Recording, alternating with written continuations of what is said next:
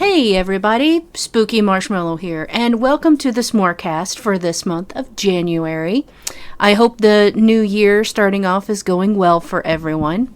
Today I am joined by my co-host, Mary Massacre. Hello, Mary. Hello. And today's topic is deja vu. This is a very interesting topic and something that I am excited to talk about. So I am going to let Miri tell her deja vu stories as we begin today's podcast. Okay, Miri, take it over. Right, so I definitely feel like when I was younger, it happened a lot more. I feel like now, as I'm an adult, it's happened a little bit less.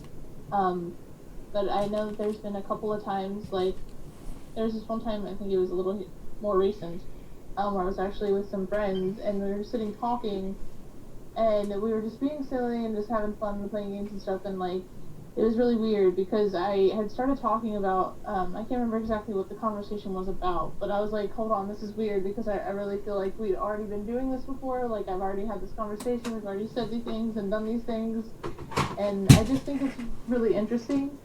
I'm kind of curious to see what other people's opinions are on it and like what it means and things like that.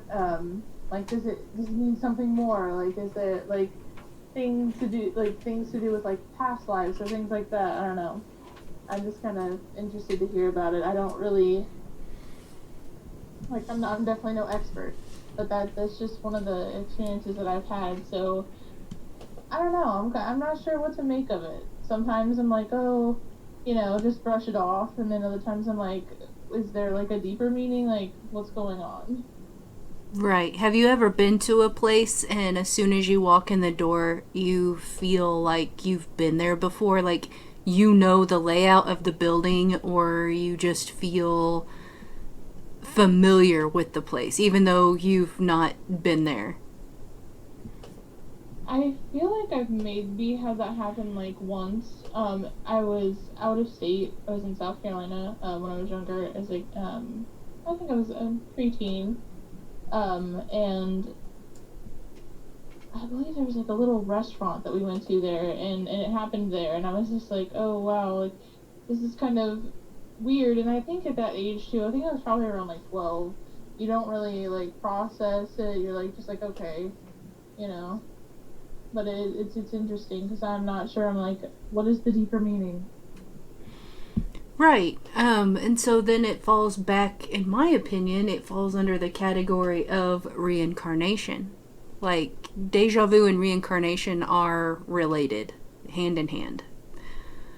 So is that the only experiences that you've ever experienced? Yeah, I say so. On this end, I haven't had a lot, like more so like the things that have happened, like paranormal wise and things like that with like spirits and experiences like that. I don't have deja vu very much. What about you? Yeah. I would agree with you. It happened a lot when I was a kid. More so than my teenager adult years. But the first time I'll never forget that I experienced it, and this is really weird, but I was in fifth grade, and in fifth grade, no one had ever told me what deja vu was.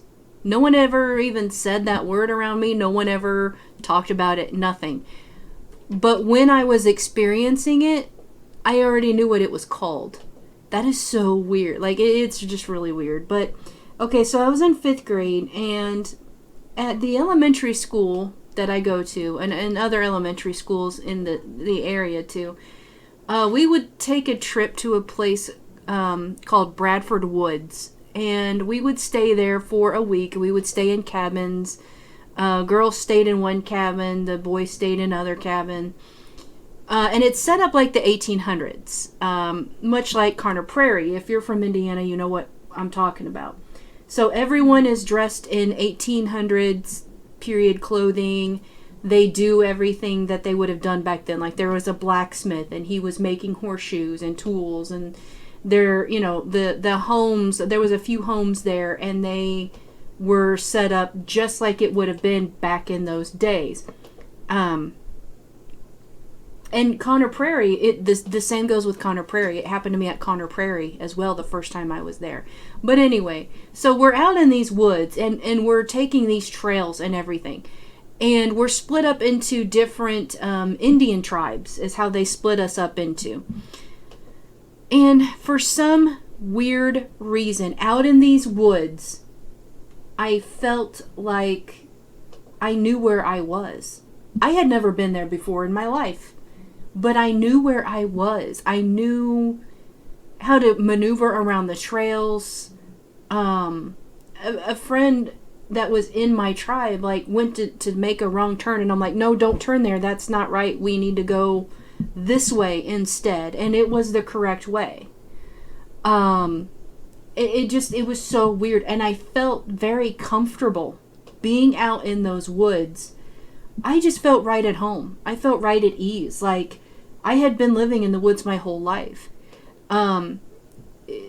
The camp leaders would talk about, they would tell stories, different Indian stories of things that, the Indians would do, or what had happened in that area and things like that. And I already knew the story. I had heard it before. I knew what they were about to say before they even said it. But yet I had never been there. I had never heard of these stories before in my life. And like I said, what's weird is that something in my head told me, you're experiencing deja vu. I had never heard that word before, but I already knew what it was. It was so weird. It had been there at Bradford Woods, and then, like I said, when I went to Conner Prairie, it was the same thing. I felt like the point of Conner Prairie is to make you feel like you've traveled back in time. And they do an excellent job.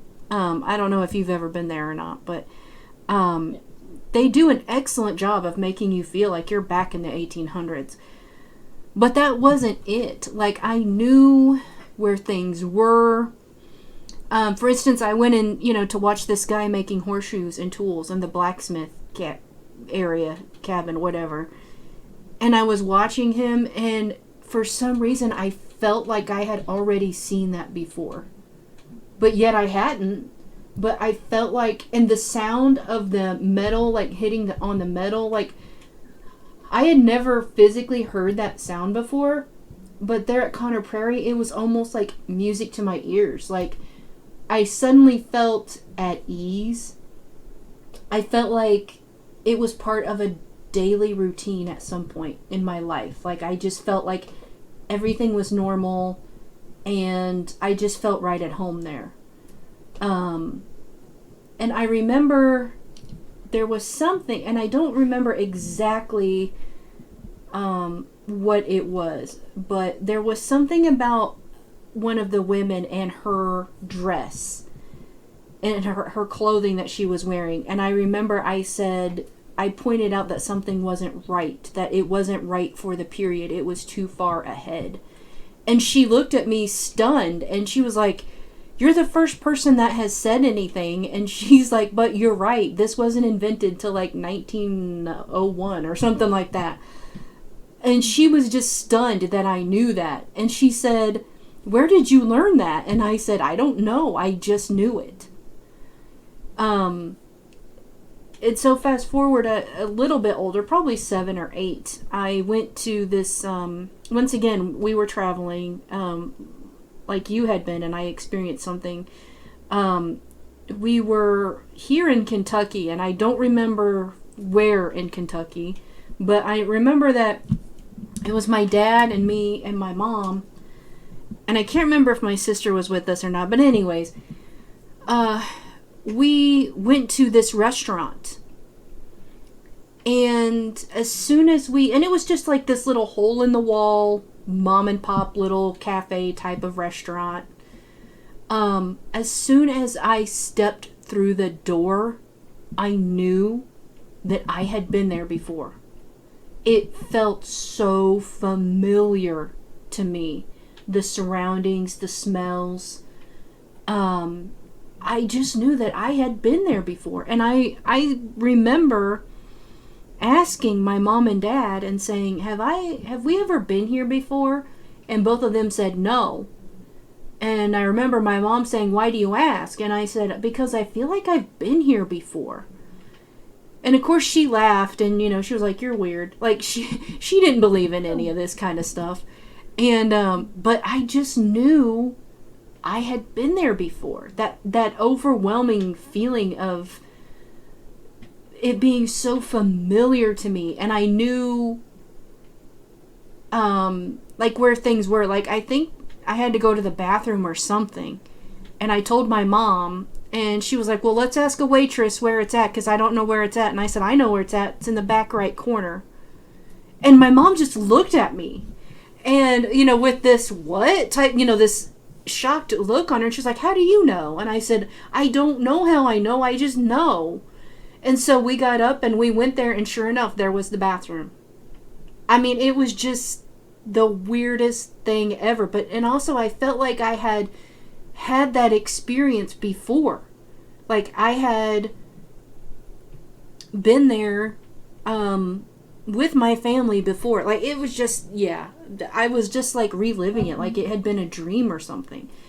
And so like I said, it makes you wonder, now that I think about it, it makes me wonder, is deja vu related to reincarnation, or is it also like a psychic ability? Like maybe I had a premonition of this place before, like in a dream, or and just not realized it. Because sometimes you have dreams and then you wake up and you're like, what was my dream? Like you forget what it was.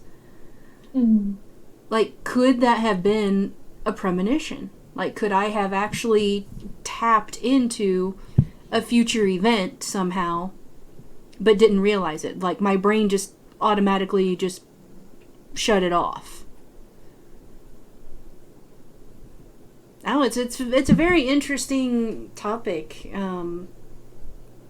There's so many. I'm sorry, what'd you say?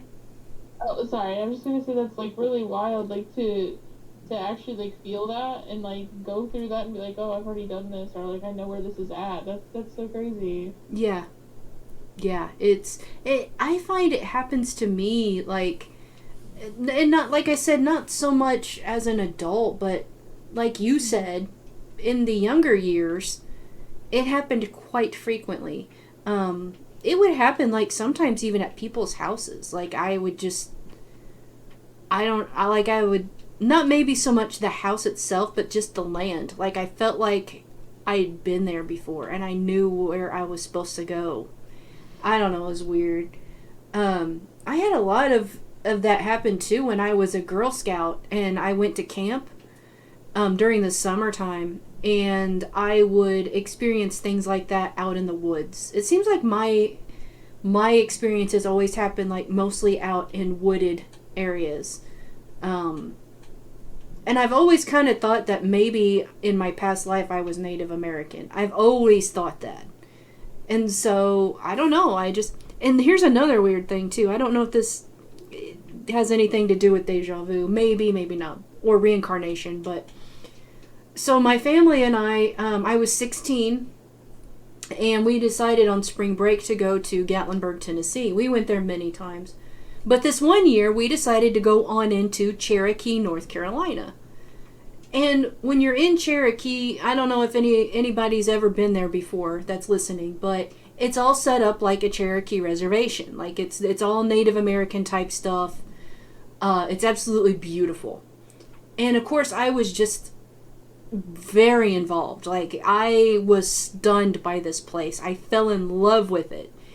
And I remember there was this old Native American man, and he was kind of standing, like we were in like this kind of marketplace looking area, and he was standing off to the side a little bit, and he was in full dress. I mean, he had the head dressing on. He had like everything. Like, he was in full costume, everything. And he was just standing off to the side, and he kept staring at me. And I remember, like, I knew him somehow. Like, I remember I kept looking at him. I mean, he was staring at me, like, dead stare. Every little move I made, he was watching, and I could feel him watching me. And so every once in a while, I would look up at him, but it was like I knew him.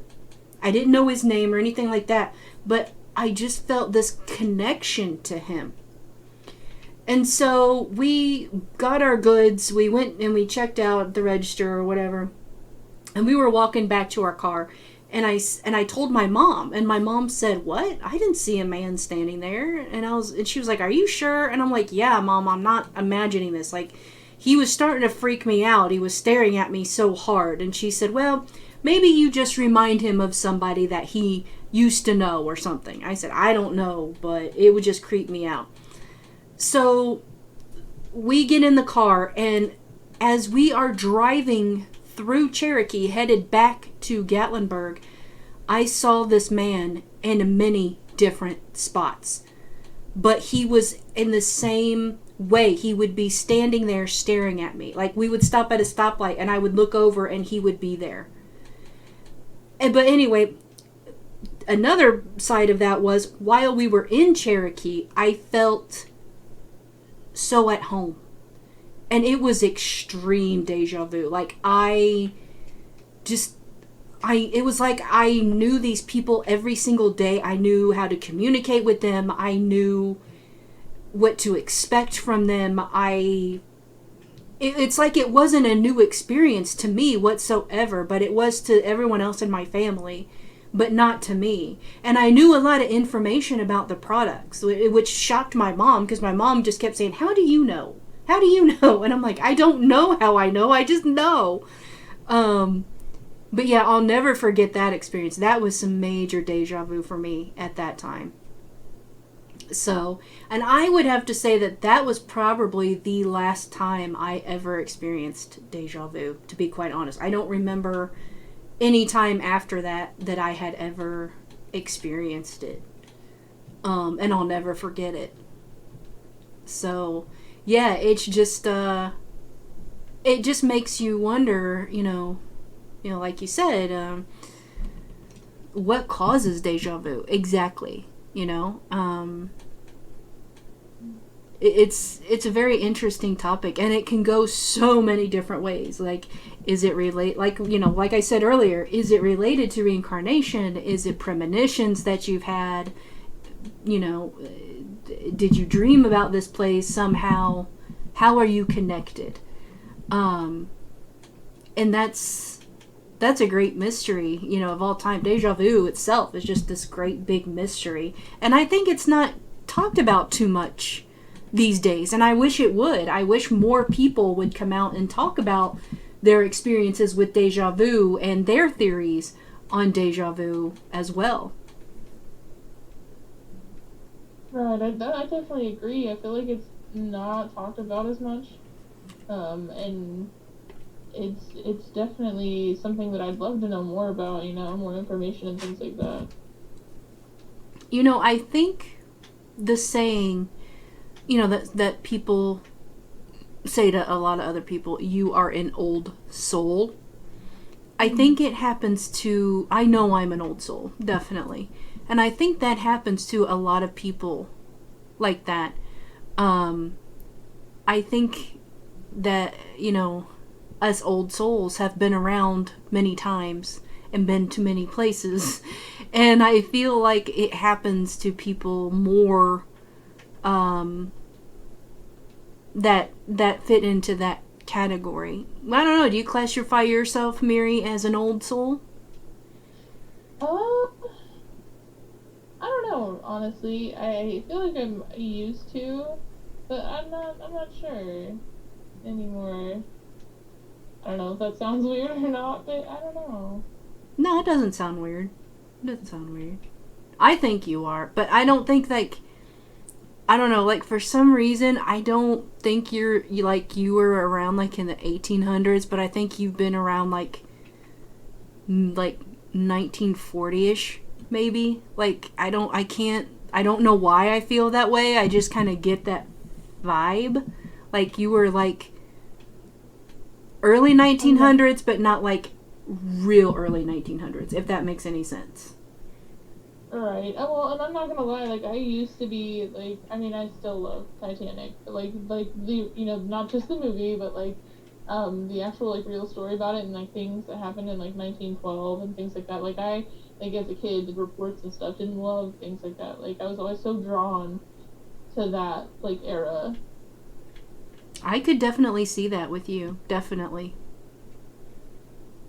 Yeah. Yeah, that's so cool. And then I definitely did love it. I remember doing like, I think it was in like 8th grade or 7th grade. I did a report about it and the actual ship and like around that time. And like I've always been like in love with like clothing and things like that from like the Victorian era, like corsets and the dresses and like the beautiful outfits and like carriages and I don't know, that sounds might sound lame, but like I've always loved like things like that. No, that doesn't sound lame at all. And that's what I was trying to think of. I couldn't think of the era, but the Victorian era is what I was trying to think of. But that's like way earlier than 1940s. But that's what I kept thinking with you. I'm like, but I couldn't think of the name. Victorian. Thank you. That's what I was trying to think of.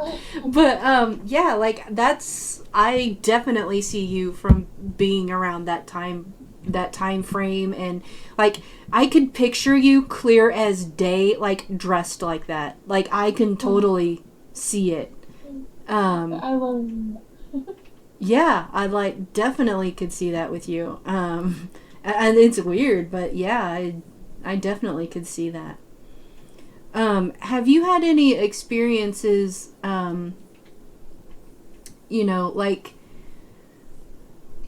I don't know, like, I know you have a small daughter. Has your daughter ever said anything, like, she might get into an environment and she's like suddenly at total ease, like she had been there before, but yet she hasn't. Like she just, because I know your daughter's a little shy sometimes, but has she ever just like suddenly relaxed in an area that she's never ever been before in her life? Do you think that she has ever experienced it? I think there might have been one time where that's happened. Um, but I feel like more with her, there's been like, more like, I don't know if you want to call it the paranormal side of things. She used to talk about this friend that she used to have all the time. Her name was Talon, and she would be like, she's in the house right now, or she's like, she's in my room, she's like here, and like that used to freak us out a bit because we're like, oh my god, like she would really like talk about this friend that she had and like how she was always around and hanging out with her. She'd be like, she's right there, and like it was just wild because that started. Oh, she's really young when that started. Like probably around. She's almost 10. She'll be 10 in less than 2 weeks. So I think she was probably around 5 or 6 when she first started talking about Talon. And it was a little girl? Yeah, she said she literally was like, she's a ghost girl and she's from this house, and like she drew us a picture of like this haunted house looking thing, and like the little girl in the picture, like I remember the drawing and everything. Like, and now that she's gotten a little bit older, she doesn't talk about that as much. Like I don't really hear her mention it anymore, but that was definitely a really big thing for a while. Really? That's very interesting. Yeah. Wow. That is cool. So, do you think that the little ghost girl was like from the neighbor, like the house that she drew, was that like a house that was in your neighborhood, or had you ever seen that house before?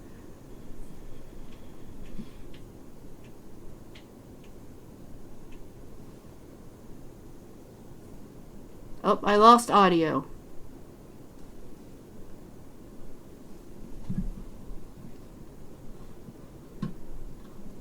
Can you hear me?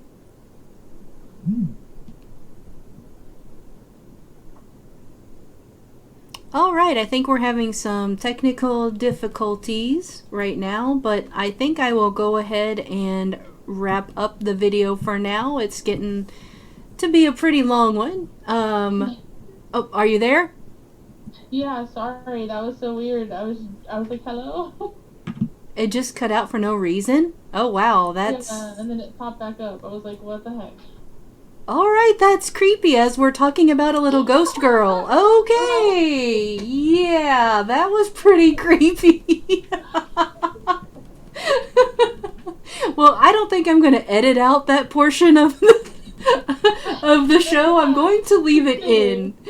Oh, wow. That was messed up. I have, like, goosebumps right now. Seriously. Oh, my gosh. I think the little girl's still around. I mean, you never know. Oh, wow. That was awesome. Okay, well, I think on that note, we're going to wrap things up for now. Wow. Anyway, so... Okay, yeah, I think we're going to wrap things up for now on this show. But you have led the way. I think for maybe next month's show, we will talk about something similar to that. I don't exactly know what to call it, but like, when you have, when kids think that they have an invisible friend, is it really an invisible friend? I find that so interesting when kids do that. I think it's so cool. That never happened to me when I was a kid. Like I never had somebody that I knew or that I could see and no one else could. I never had that imaginary friend type of scenario, but I find it fascinating. So maybe we'll talk about that next month, and we will elaborate on this story a little bit more. Yeah, All of right. course, that'd be great. All right, that's going to do it for today's Smorecast. I'm Spooky Marshmallow, joined by my co-host, Miri Massacre. Thank you so much for joining me, Miri, of course. And we will be back next month, the month of February, for the next Smorecast episode. Don't want to miss it. Please check it out. And this is Spooky Marshmallow saying, remember, stay spooky, my friends.